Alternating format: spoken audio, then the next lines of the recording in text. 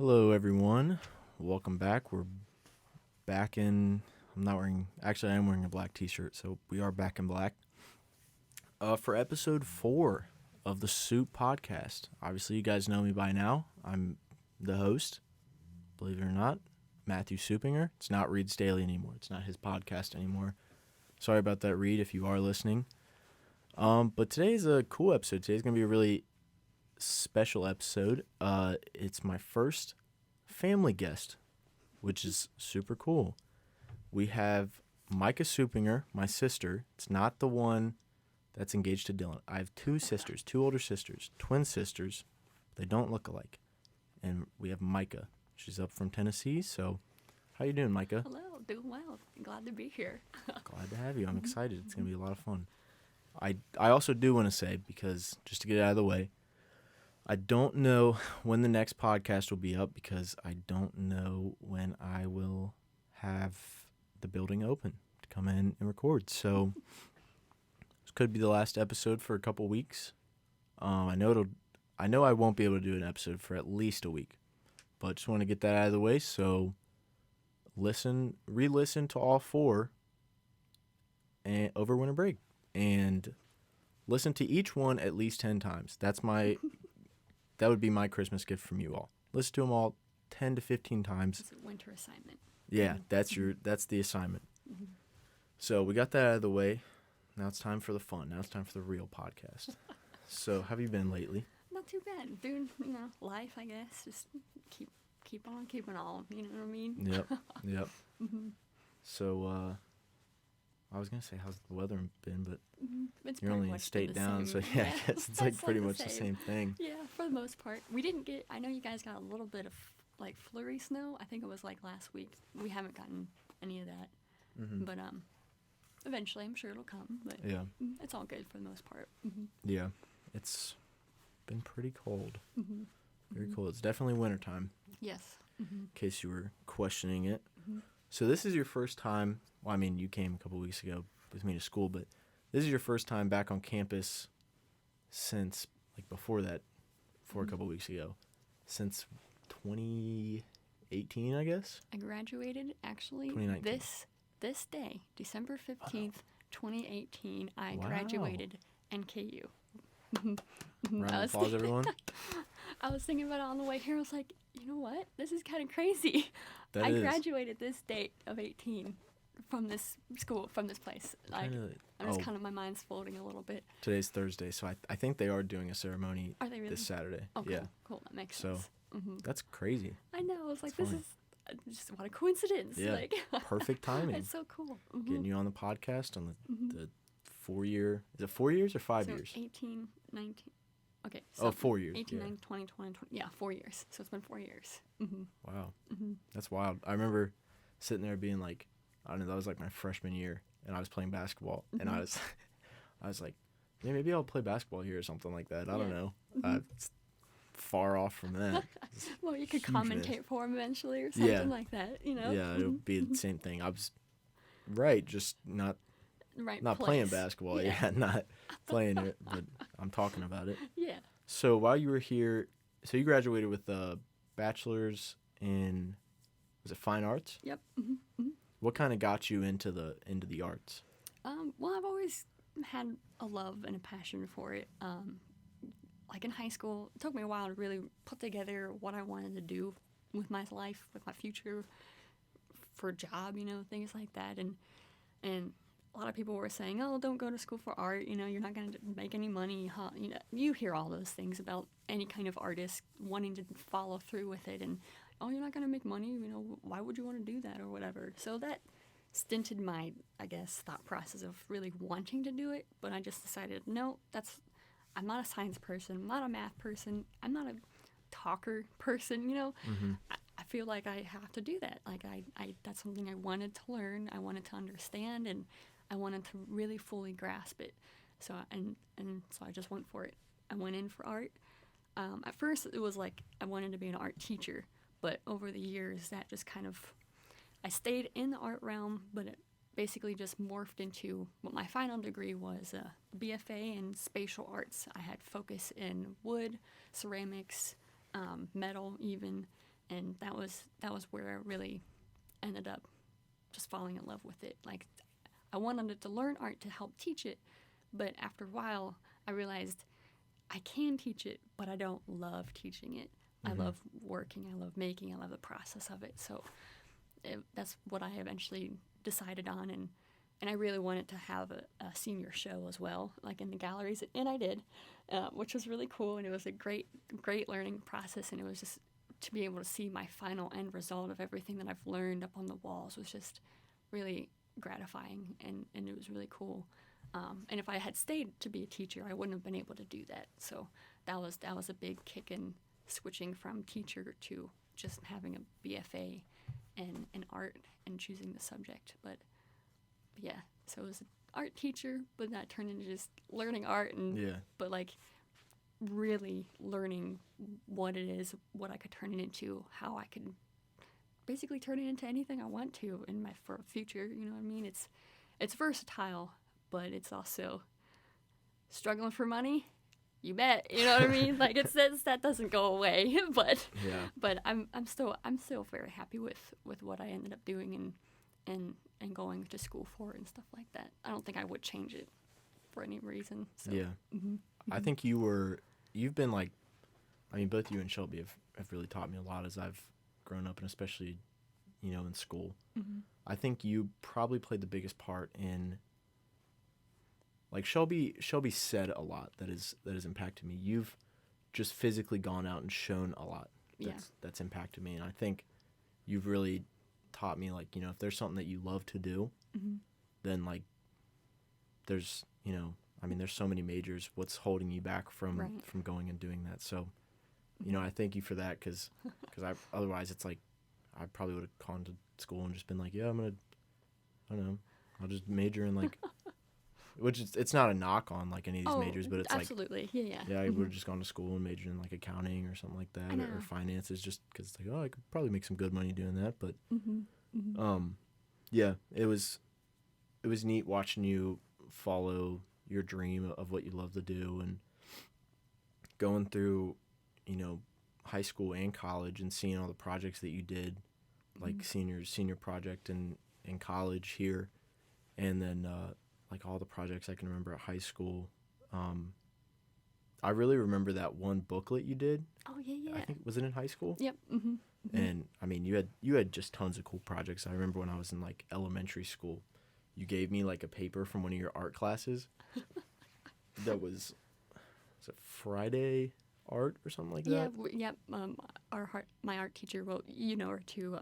Well, she's married now, but she still goes by Miss Harrier, I think, with some people. But she had us do ours, like, Friday drawings, and we had to do a drawing every Friday, sort of a thing. Yeah. Yeah, that's what it was. And I remember I probably bugged the crap out of you, but you never really made it obvious, aside from, like, all the stories of when we were younger, and our mom would walk by the room, and she'd be like, yeah, I'd hear Micah saying to you, Matthew, get out of the corner, I'm not going to kill you. Right, sometimes you were allowed in, sometimes you weren't, yeah. Yeah, I probably bugged the crap out of you, but you were always like, yeah, go ahead and, draw something, and it was like, I look back on them now, I found a notebook the other day I'd just drawn in. Yeah. And it was like some of the prompts that were on that Friday drawing, and I was like, man, these stink. These are horrible drawings. But you would always, like, yeah, if you shade it like this, or using these colors expresses this. But yeah, because when you're young and you want to draw it, you see it in your head, like, I want to draw, for example, Lightning McQueen. Yeah. And you go and draw it, and it's like, oh my God. Like, when you're little and you do that and you see it, it's like, it pretty much drives in your head, well, I can't draw.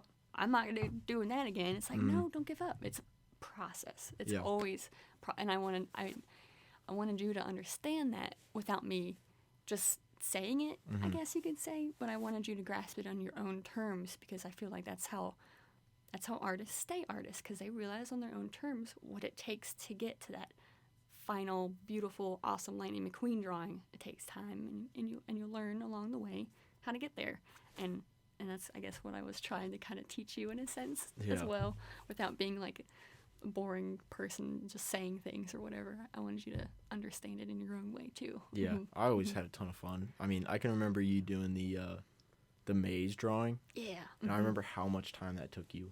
And it was like, I mean, then I don't know, I was like 4th grade, 3rd grade, something like that. And I was just like, why does it take so long? Like you're drawing a maze. But then it was like, I mean, I can appreciate it a lot more now. And even then, I think I like once I saw the finished product, I was like, man, that is sweet. Because it was like you had the shading on like everything perfectly. And it was like just everything matched up really good. But it was like, yeah, I can remember you sitting at the desk. Because it was when your desk, which is the one I use now, right. was out in the play area by the window. And I can remember you sitting there for like hours. You get back from school and like eat dinner and then go upstairs and you'd be up there for hours like working on a project. And it would just be like, you know, a few lines here and there. And it was like, I would just sit there and I'd be like, what are you? Yeah, why are you wasting so much time Why does it when you only get like a small part of it done? You've only done that much. But it was, because I guess I was used to, you know, you're doing the art at school and it's like, I'm used to homework assignments. Like, all right, turned in, you know, at the most, like my assignments, it was like, turn in this Friday or something like that. So it was kind of just like confusing to me. Like, you're taking so long to do this. What is it? You slow person.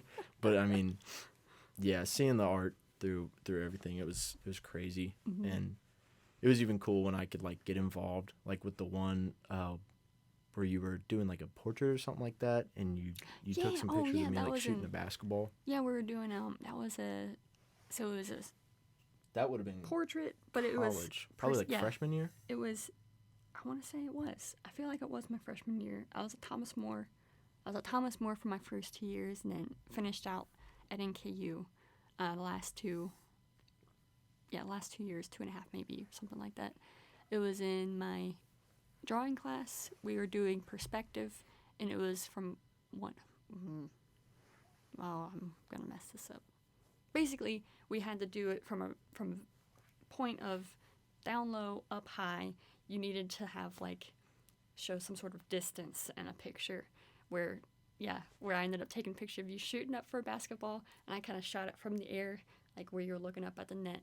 So that was the challenge I wanted in that picture. Was I wanted to get where it was close up, like you could see your hands and your face, but then your body was had to be drawn smaller and in a different way to have that perspective of you're looking down on a person shooting a basketball. That was pretty tough. Yeah. I was happy with it at the end, but looking back on it now, I'm like, whoa, man, I could really do some more work on that one. Yeah. Like, I mean, it just goes back to what we were talking about. Like, I look back at the drawings I did then, and I was like, yeah, those are really good. And I'm like, man, that stinks. Well, I could have done more over here, you know, things like that. Yeah. Yeah. That was a tough one. I always thought, you know, said it a couple times, I always thought they were so cool. And like especially when you got into doing stuff with clay, it was really neat. Because I think you started doing clay at Thomas More, didn't you? I had to take a Ceramics 1 class there. And when I first started at Thomas More, I was like, I'm going to be a drawer. I want to draw. I want to, you know, just kind of stick to that realm.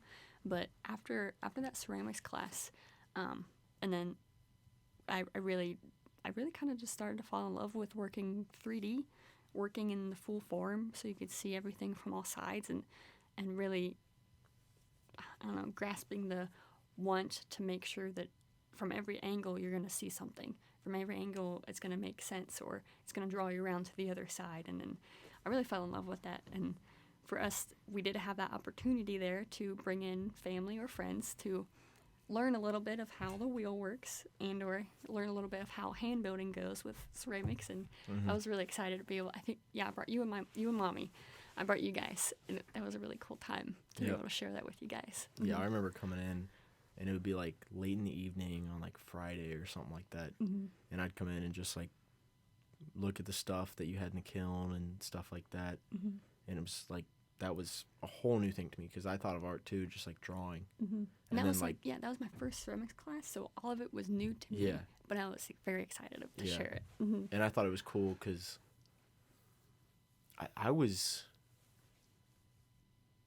don't know if I was in middle school yet when you were at Thomas More. I can't remember either. No, I think your first year I was in 5th grade. Okay, that makes sense.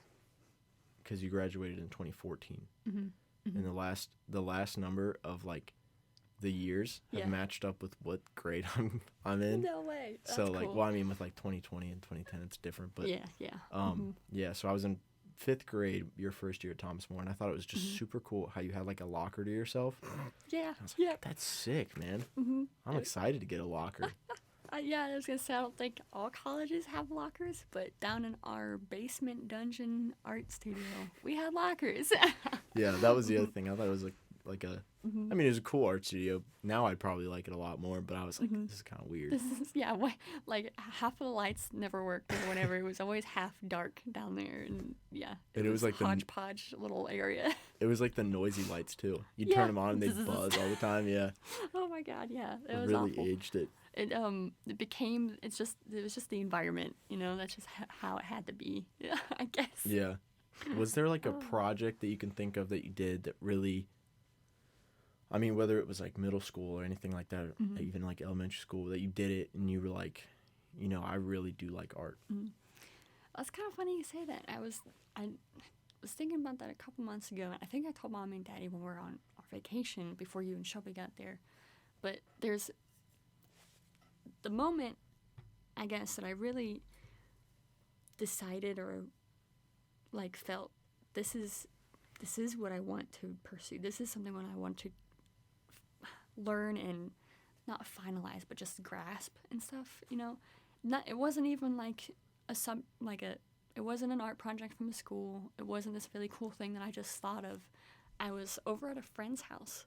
She was my best friend at the time, and we were in her kitchen, like having breakfast or something like that. And she had, for her school art project, she had this oil drawing of a tiger on the fridge, and it looked like a tiger just crawling through the tall grass, and it looked.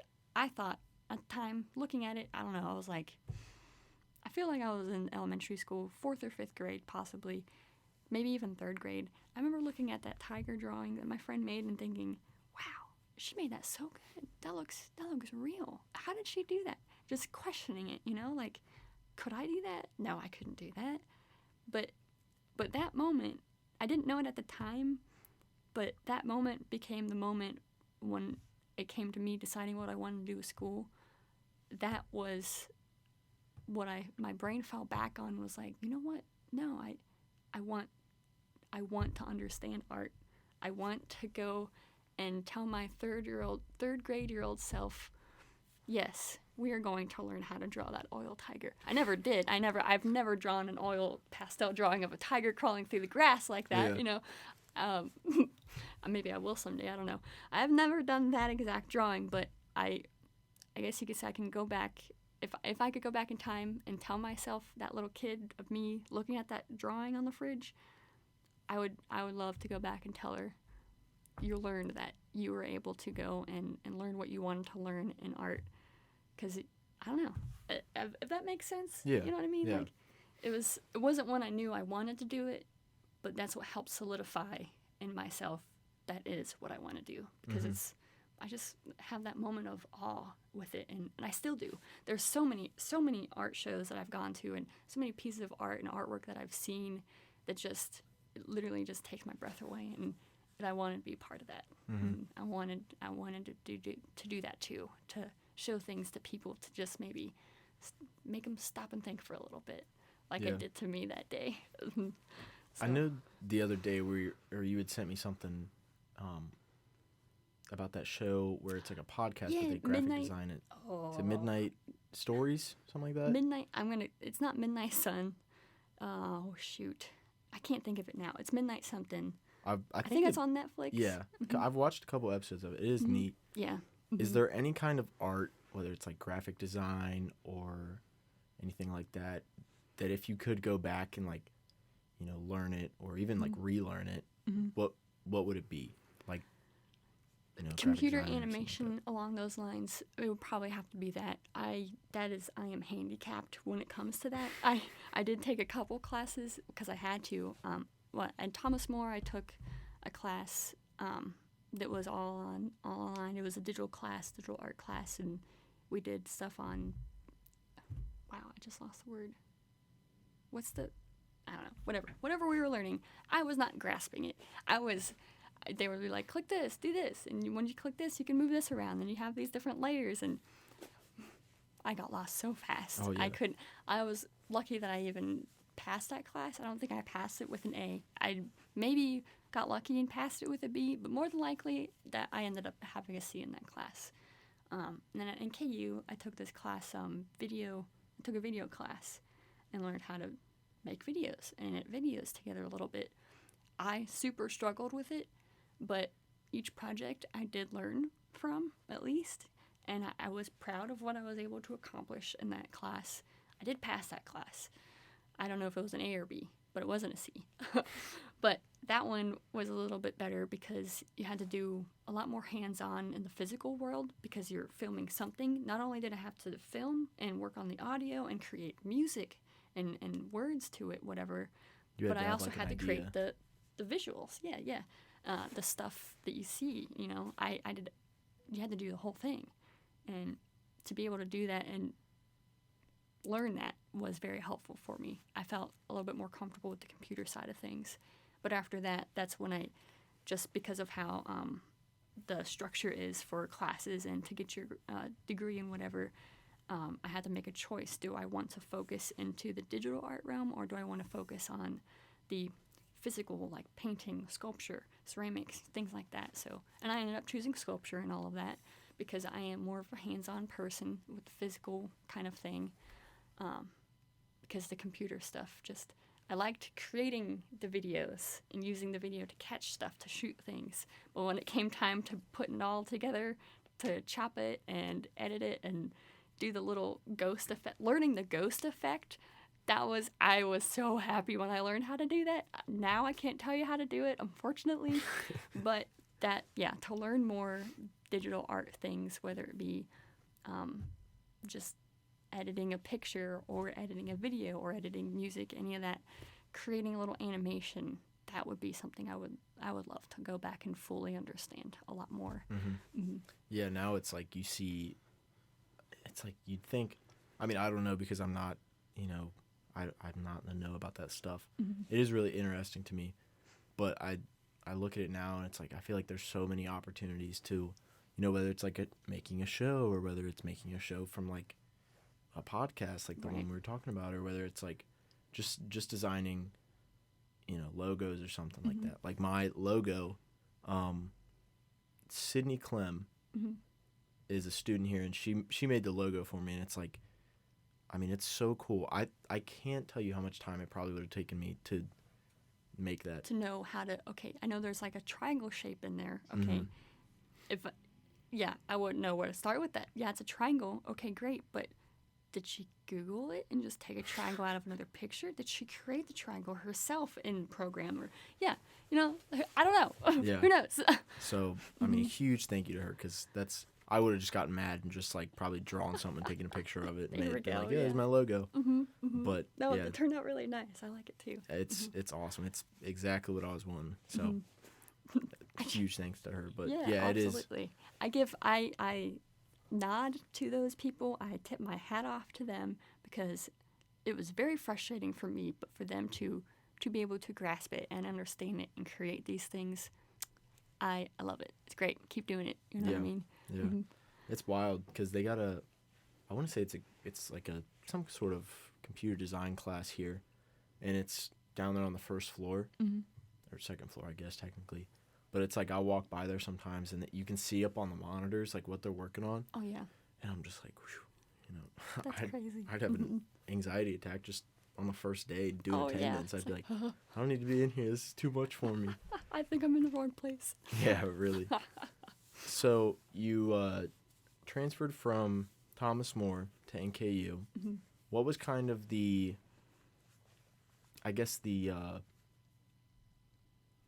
thing that kind of made you choose like NKU? Whether it was something that made you decide like, I don't want to be at Thomas More and I want to be at NKU, or what was it that was kind of like, NKU is just that much more appealing?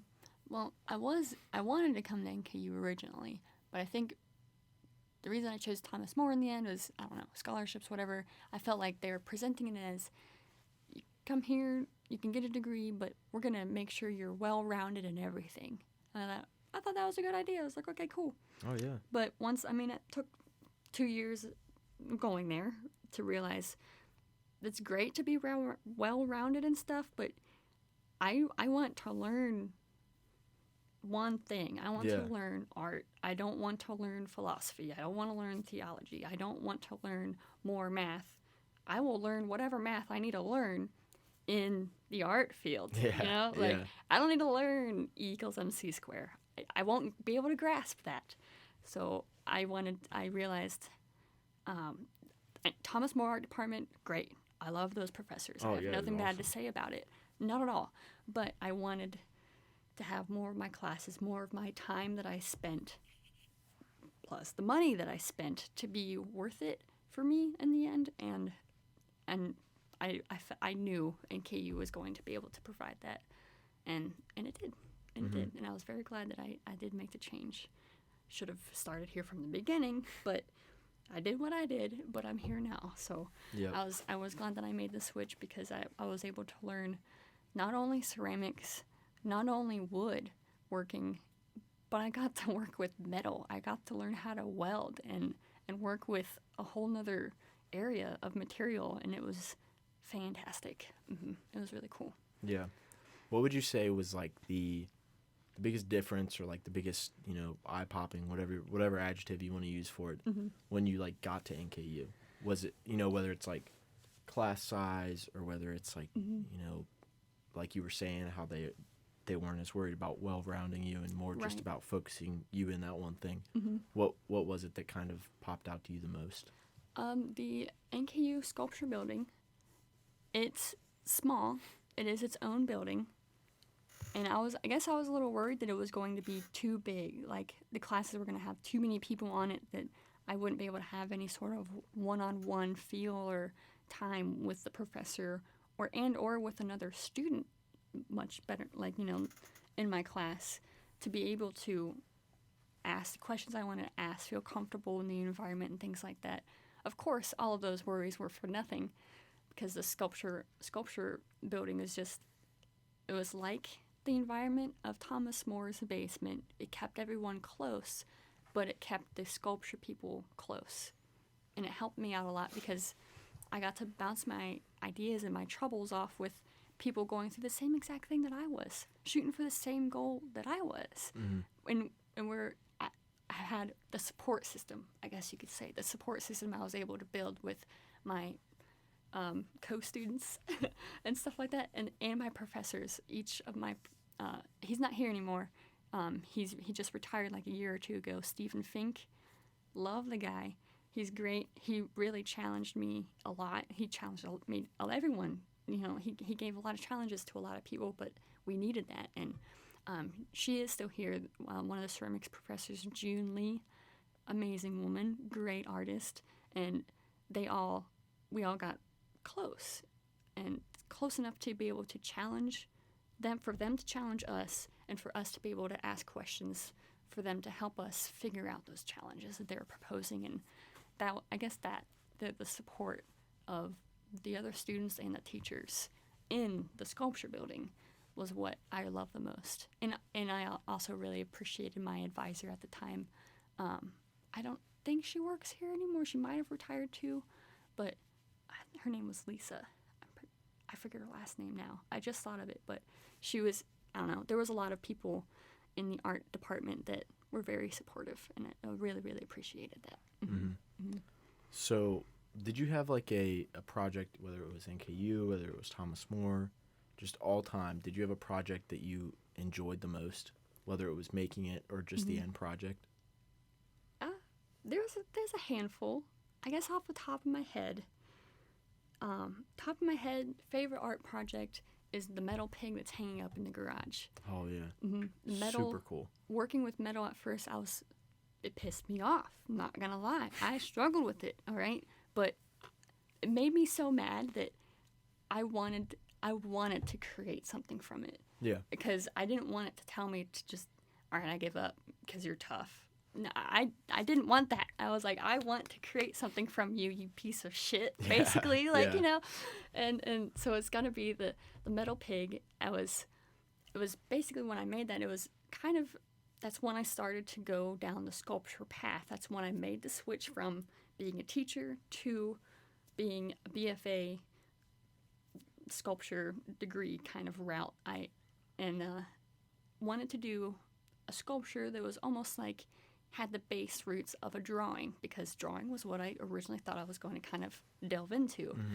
So I drew out this pig on a piece of paper, and from the pig I wanted to create layers so that I could turn those in drawn sketch pencil layers into layers of metal, but with those different layers of metal, how they were positioned and put together, when you look at it straight on, you get your full image, but on the sides you can see all the different planes and the different parts of the piece. And so I guess that's my favorite, where I was able to, my main kind of idea from it was a drawing, but I wanted to turn that drawing into something physical, but not only make it flat like on paper, I wanted to have depth to it so that it would make the person move around and stuff like that. So making something from paper into something metal, but not only flat metal, but metal that has dimension to it. Mm-hmm. And that's probably my favorite one I've ever made. Yeah, Mm-hmm. it's super cool. I mean, guys, this like pig is what, probably 4 feet tall. Yeah, yep. I think from its feet to the tip of its wings, because it's a flying pig. Mm-hmm. I love pigs. Flying pigs are awesome, and it's like, for Greater Cincinnati area, let's Yeah. do it. You Yeah. know. So I think from the bottom of its lowest hoof to the top of the wing is about 4 feet, and it's about 3 feet wide from its tail to the nose. And then as far as the like depth of it, from where it hangs on the wall to the furthest part that it hangs off the wall, is about maybe 4 to 5 inches, I think. Yeah. Mm-hmm. Mm-hmm. Yeah, it's super cool. And then I got that. I still have that one Yeah. basketball with the net that you made me. That's awesome. Yeah. That one was cool. I really liked that. Mm-hmm. And I mean,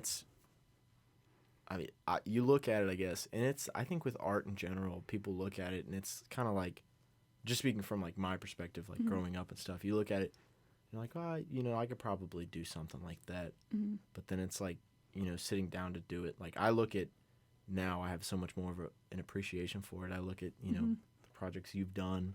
Yeah, Or- and you've gone through, your own art projects and Mhm. stuff like that. Mm-hmm. Or like looking at, like I was saying, the logo that Sydney made for me, and Mm-hmm. I'm like, there's no, it would take me so much time, just first of all to even learn how to do the stuff, Mm-hmm. and then second of all to even, go through the plan of making it, and like you were saying, break it down, Mhm. going from paper to the metal and having the blueprint and all that stuff. It's Mhm. like, it's crazy to look Yeah. at the projects you've made. And You don't think about the steps until you go to do those detailed steps. And it's like, Exactly. oh, Yeah. okay. yeah, exactly. Mm-hmm. Did you have a project that you didn't like doing the most, that was like, you were just like, I don't like how it looks, or that you were like, the whole step by step, you were just like, I hate doing this?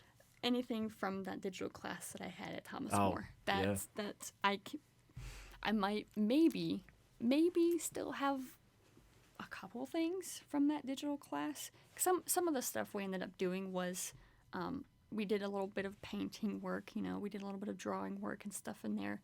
But anything that I made on the computer for that class, no.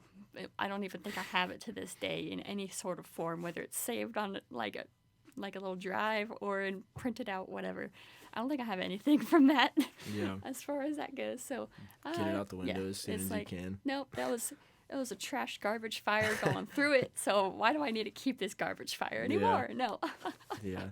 Yep. What about, do you have any projects that because, we talked about how, like, if you were to go back, do some, like, graphic Mhm. design or something like that, are there any projects that you hope to do in the future? And I mean, anything at all, like clay Like any or media kind of thing. Yeah.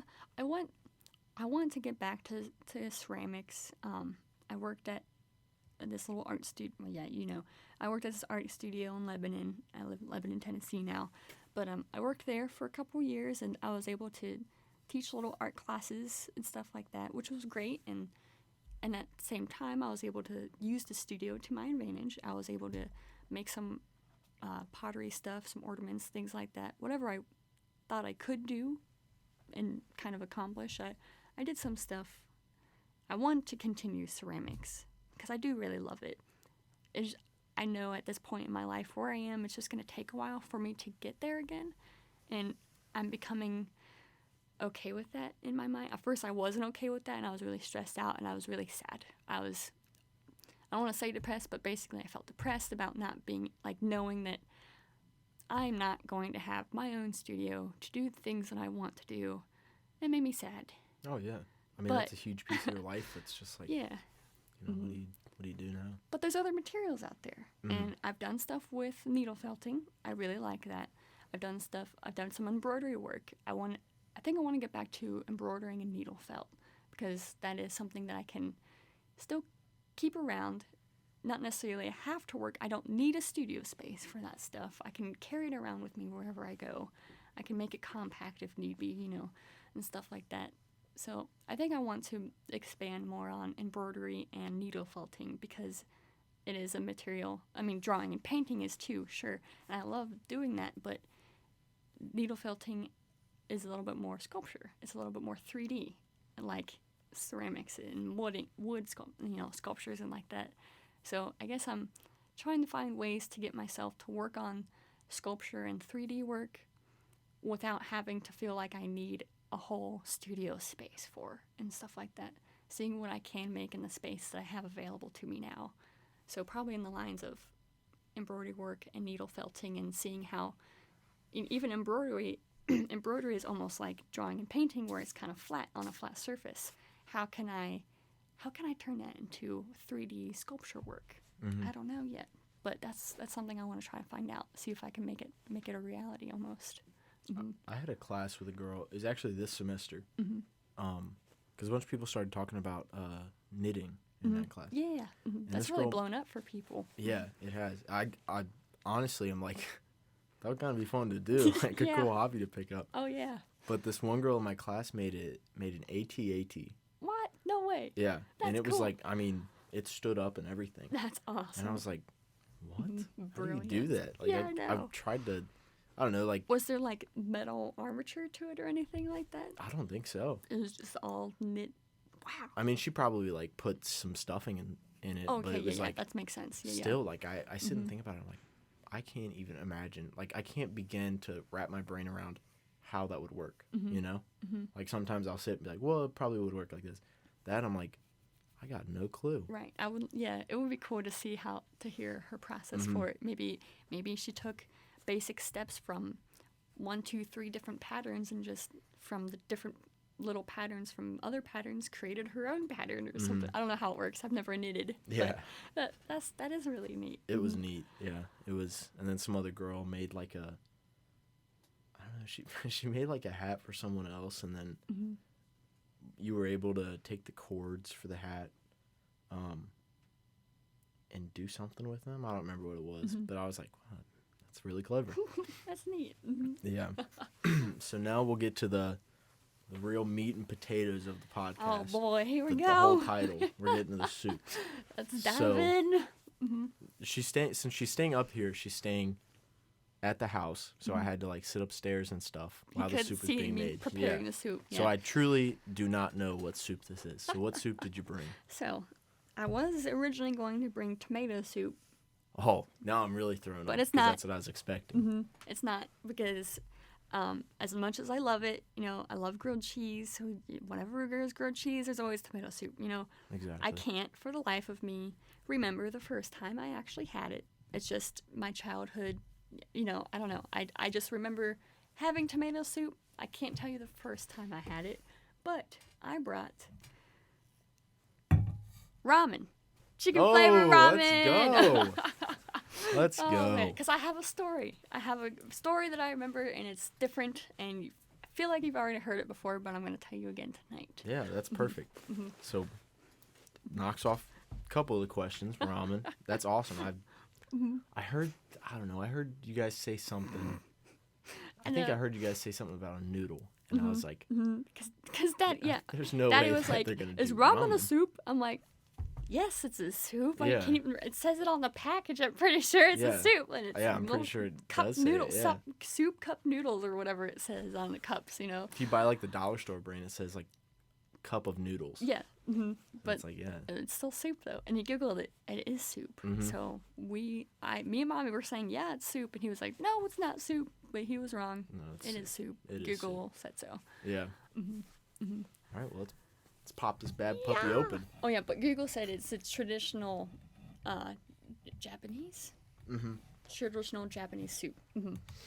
That is something that I would like to go travel the world and Yeah, go try. I want to You go wanna to. get Yeah, if you can, please. Okay. Yeah, I want to go somewhere to have, you know, how they make it up with meat and the eggs and the whatever the heck else you want to put in it. You know what I mean? Like, I would like to go to a place to get a traditional bowl of ramen soup sometime. That would be nice. Sometimes I'll make it and I'll drain it and I'll put chicken. I'll make some. I'll make some chicken. There's some for you too in there. Well, thank you. You're welcome. I'll put chicken in it and then I'll make a sunny side up egg or two. Okay. Yeah. And then just like mix it all together. And then I'll put the seasoning and stuff. Did you get more broth in yours? I got mainly noodles in my cup here. I also got mainly noodles. Is there? Where's the broth? I guess it evaporated. Whatever. It's fine. Oh well. Transported it in a little It's still thermos, a soup. but We know what came with it. yeah. So, why did you pick the soup? Because I was fully expecting you to pick tomato soup. Yes. So I chose this one. Oh, and Daddy put a beef cube in it, even though this one was chicken. So I don't know what it's gonna taste like, but whatever. I was talking about beef, but I usually eat the beef one. But I like chicken was the first ramen that I've ever had in the house that mommy made for us, you know, when I was little. So that and chicken ramen. Kyler, my fiance, the first time I went over to his house, he made us ramen, but the way he makes his ramen is not like we think. It's not broth and noodles. You're good to go. What he does, drains the noodle. Okay, no, he puts 2 packs in the pan to boil the noodles, whatever. Okay. And then while the noodles are boiling, he puts one of the 2 seasoning packets into the pan with the noodles as they're boiling. Then he drains the noodles. Then he puts the noodles on his plate, and then takes that second seasoning pack, uses that seasoning pack dry on his noodles on his plate, and he adds butter and then he adds cheese. So he eats it more of like spaghetti version ramen than the soup version of ramen. And that really stuck out to me because I've never seen that before. No one has ever prepared me ramen like spaghetti. Yeah. Because it's supposed to be eaten with the broth. Yeah, But exactly. I thought, That's like, how it's that's what it is. usually- Yeah. I remember the first time he made it because I was like, I told him, I was like, that's gross.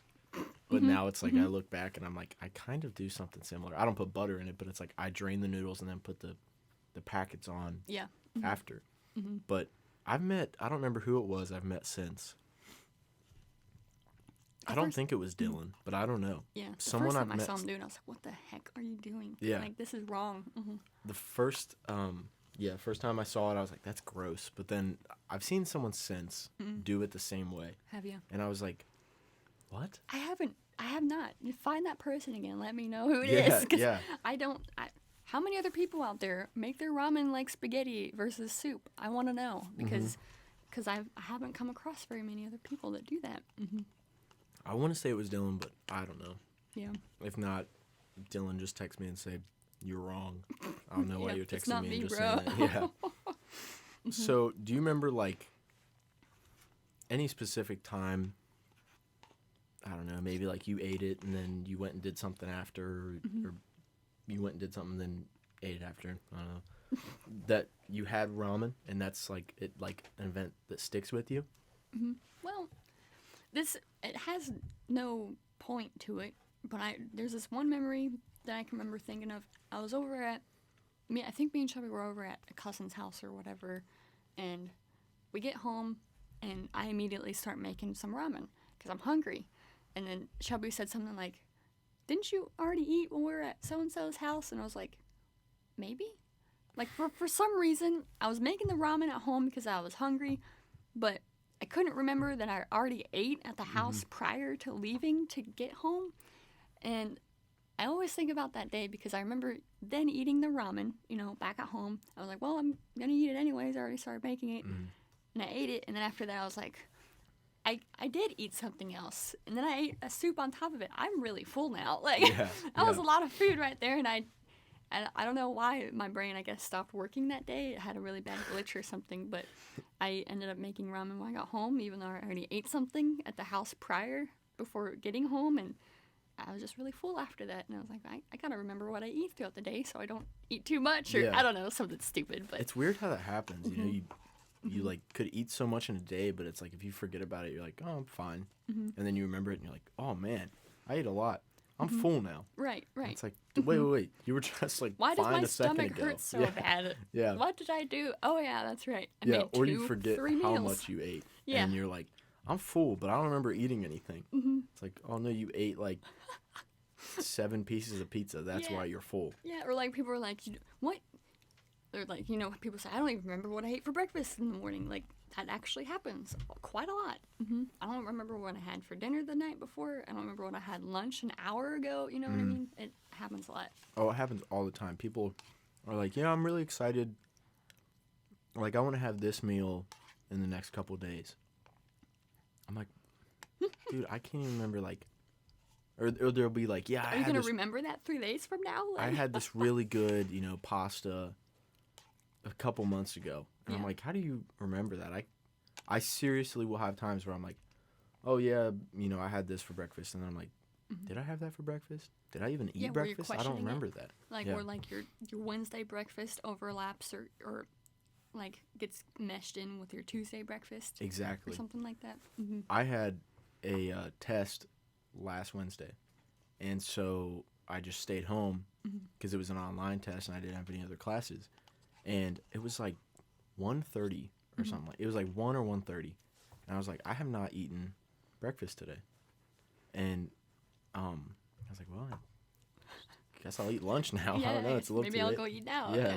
Or I'll go eat a bowl of cereal and then just have dinner. But yeah, it is weird how you can go through that and be like, oh yeah, I'm full now because I just remembered that I ate a lot. Right.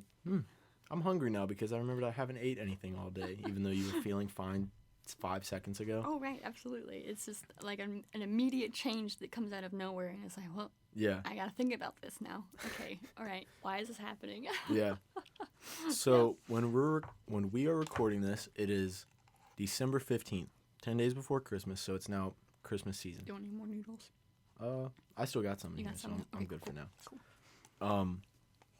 So it's Christmas season, and thanks to our mom, we have Christmas napkins that were given to us. You can hear it, but you can't see Yeah. it. It's a, I don't know, we're eating noodles, so I guess, don't know why you'd need a napkin for that, but I know. thanks anyways, Mom, if you're listening It's to this. I know you festive. probably will listen to this, It is so very thanks. festive. But with Christmas coming up, I had written down, because I was originally going to do this around Thanksgiving time, so I was that's going to right. talk to you about Thanksgiving food. But now, I was going to ask you, do you have, a couple questions. Do you have a Christmas that you remember most? Do you have a gift or a few gifts that you remember most about any Christmas? And then, like, what is your favorite part about the Christmas season? So we'll start with that part. Okay. What is, like, your favorite part about Christmas season? I don't know if this is gonna sound cliche or overused or whatever, or I don't know. I don't know what the right word is, but I like the gathering, the getting together, and just being cozy and having a good time with the people that you love, whether it be friends, family, if you're close with your coworkers, or if you're a working person. If you are, unfortunately, I've had to work, holidays over the years or whatnot, but the time to be able to spend with people you want to be with and just kind of breathe a little bit, that's what I like the most. Yeah, it is nice. Especially this year, because this is the first Christmas in a while, I think, that you've been able to be up here for Yeah. Christmas, which is Mm-hmm. it's awesome. Nonetheless, I'm glad we do get to spend this Christmas together. Mm-hmm. Got Jungle Gyms coming up Right. in like a week. A lot of activities. Um, But I was got thinking my about that birthday. too. Exactly. That's next Super week. excited for Mhm. that. Uh-huh. But yeah, I'd say I don't think that gets talked about enough. Actually, I don't think the gathering of Christmas gets talked about enough because it is cool. You know, you get to, I get to see you, and you have been coming up a lot more recently, which is good. But it's like, a lot of these people don't get to see these family members, and Right. they'll go years and years without seeing them, and then it's like, hey, it's Christmas time. Not only do you get to, open gifts and eat this really good food, like all these, Christmas ham and these candy canes or these cookies or cakes. All the goodies. Yeah, but you also get to, see these family members that you haven't seen in so long. So I don't think that's a good one. Yeah, and talk and catch up, and just enjoy the time and space together and stuff. Yeah. Sorry, I got noodles. Noodles are working. So what was like, do you remember a Christmas, like in particular the most, aside from any others? Or do you remember like a few years of Christmas or something that stick with you the most? Well, I think it's one that sticks when Christmas, I guess, as far as like Christmas Day, morning, whatever. The one that sticks out to me the most that I always, for some reason, think about is the one Christmas that, are we talking about the truth of the Santa Claus on here? Absolutely, yeah. Okay. It was first Christmas that me and Shelby knew that Santa Claus wasn't actually Santa Claus. And it doesn't stick out in a sad way.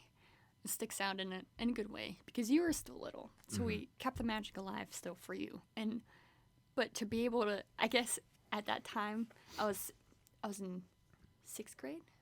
7th grade? 6th grade. I was in 6th grade because my social studies teacher decided to kick the dreams of all the 6th graders in that class that still believed in Santa Claus, and he decided to tell us he was fake, he wasn't real. So I went home bawling, talking to Mommy and Daddy about it, and they, of course, were kind of sad because they had their own way of wanting to approach it, of course, but I had to figure out that way. But once Christmas actually came, it didn't feel off. It didn't feel weird. I was more excited about how I could figure out how to keep it real for you still, because you were little, you still believed it, and I loved that you believed in it. I loved that you loved it, and I wanted to make sure that stayed. And I just remember this one little moment of, because me and Shelby got Nintendo's the white one that flipped, and she got a pink one. I got a white one, she got a pink one. I had the 2 screens. Yeah. Nintendo DS. And we both got Nintendogs. And I freaking loved that game. Yeah. Oh my god. To be able to get that, but I knew who it came from. And I remember giving Mommy and Daddy a hug and in their ears so you wouldn't hear whispering, thank you. That thank you from me was like, meant a lot. Yeah, it was like, thank you for being Santa. Thank you for what you did. That one sticks out the most for me. Yeah, I look back on it, and it's like, I completely thought through my entire childhood that you guys fooled me. I thought, everyone was like, which obviously as a kid, it was like, I thought everyone knew that Santa was real, and it was like, I'd say probably most of middle school, I kind of knew, or I thought Santa was real, but it was like, I also think I was doing that more so to just keep Christmas like a lot of fun, because I was worried once I stopped believing maybe that Christmas would just kind of like just morph into like one of these other holidays where it's like Halloween, like right. When you stop trick-or-treating for Halloween, it's like you just kind of forget it's like there. That was the point of this Yeah. the holidays. Exactly. Yeah. And so I was just worried that like, Christmas wouldn't be as fun once the believing stopped. And I don't think that's the case. I think, the past few years, like, if you guys want to make fun of me, be like, you believed in Santa until you were like this age. I was made fun of up until the teacher decided to crush our dreams. Yeah. But yeah. but it's like, I think as you do kind of learn or you're told or whatever that Santa isn't real, you expect it to be like, well, Christmas is just boring then. But I think dead then or something. yeah, I think it brings to light a lot more of like what you were saying, like the gathering. It makes the gathering and just like the moments spent together a lot more, treasured. Christmas gains a new meaning when Santa's not the main focus anymore. Exactly. Yeah. Like last year, I can remember Christmas Eve, and it was like, I mean, it was fun because we went to grandma's and hung out and stuff like that, which is always, a pretty good time. But it was like, I felt like I was in that position that you guys were in because, you got Isaac. Yeah. And it's like, Santa comes to the door and he leaves this big trash bag full of presents. And, little surprise gifts. Yeah, and everyone's like, oh, who's at the door? And then he knew to come here. yeah. And it's like, I look back at all those traditions of like, tracking Santa or like leaving out, obviously classic, leaving out cookies and milk. Right. And I look just back at all the traditions. I could go on and on. The scavenger hunts. Yep. I was just talking about that the other day. And it was just like, I don't know, you look back at those traditions and it's like you realize like they were fun, obviously, but you still have to do that, whether it's for your kids, whether it's for your cousins, your siblings. You have to do that. You carry on being Santa in your own way. Yeah. And when I hear about these kids who it's like, yeah, I was told when I was younger, I was like 5 or 6 that Santa wasn't real. I'm just kind of like, if that's how you want to parent, I'm not going to tell you that you're parenting wrong, but it's just like, that's tough, it's taking the joy, because as a little kid, you don't know to sit there and treasure these like moments together. The moments that seem magical. Yeah. I guess. Maybe. Yeah. You don't learn to treasure that stuff till you're older, and till it's like, you're graduating high school and it's like, man, I've got like the next few years to like end up moving out or something like that, or I'm going to be spending a lot more time working in college. And so it's like, you learn to treasure those moments more. And it's like last Christmas, I think about being at grandma's, but more so like coming home, and it was, my mom, my dad, Shelby, Dylan, Caitlin was there.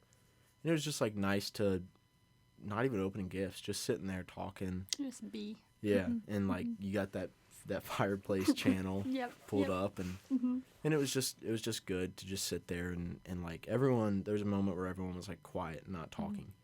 And it was like, it was okay. It was just good to just didn't bother anything. No, it was good. Everyone was just sitting there kind of like taking a breath almost and just relaxing. But it is interesting to look at it more now than in the past, because Christmas has such a new meaning almost, but it's almost like a new meaning because of how your perspective is. Right. When you were younger, it was a new meaning, or it was a meaning of Santa and preparing for Santa and, seeing what Santa gave you, and if you were good or if you were bad, what list you're on. Right. Making sure Santa, because that was my worry.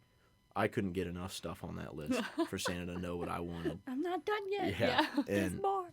And it was like making sure that like the gifts were there and like you had everything right.